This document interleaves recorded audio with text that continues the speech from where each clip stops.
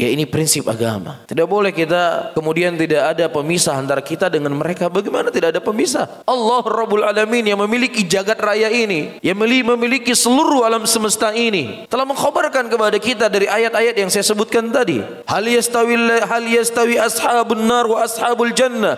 Ashabul jannati humul faizun. Apakah sama antara penghuni neraka dengan penghuni surga? Tidak sama. Tidak akan mungkin sama di antara penghuni surga dengan penghuni neraka. Adapun yang menghuni surga adalah kaum mukminin. Adapun yang menghuni neraka adalah kufar.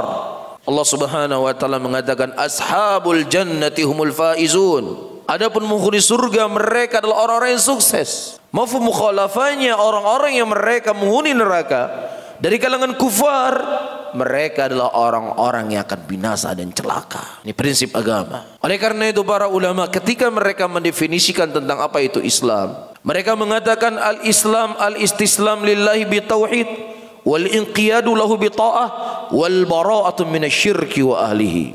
Islam adalah ketunduk patuhan seseorang hanya kepada Allah, dengan dia mengikatkan ketauhidan dengan ketaatan hanya kepada Allah, dan dia berlepas diri daripada segala bentuk kesyirikan dan pelaku-pelaku kesyirikan. Ini prinsip agama. Tidak boleh kemudian dikatakan semua agama baik, semua agama mengajarkan kepada kebaikan, semua agama ya tidak ada di antara agama kecuali mengajarkan hal-hal yang terpuji. Sehingga orang Islam jangan terlalu fanatik dengan agamanya.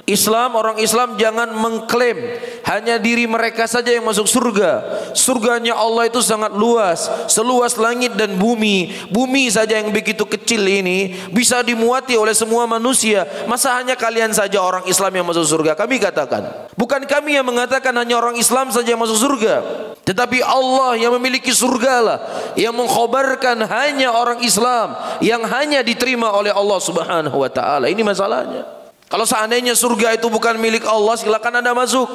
Tetapi masalahnya yang mengkhabarkan kepada kita agama yang diterima di sisi Allah adalah pemilik surga. Inna dina indallahil Islam. Sesungguhnya agama yang diterima di sisi Allah adalah agama Islam. Ini kabar dari Allah. Oleh karena itu para hadirin dan hadirat yang dimuliakan oleh Allah, Allah Subhanahu wa taala menyebutkan prinsip ini dalam Al-Qur'anul Karim. Wala tajidu qauman yu'minuna billahi wal yawmil akhir yuwadduna man haddallaha wa rasulah. Engkau tidak akan pernah mendapatkan suatu kaum yang mereka beriman kepada Allah dan beriman kepada Rasul, yang kemudian mereka berkasih sayang dengan orang-orang yang jelas permusuhannya dengan Allah dan Rasulnya. Dan tidak ada permusuhan yang lebih besar kepada Allahur Rabbul Alamin lebih dari ketika mengatakan Allah itu punya anak.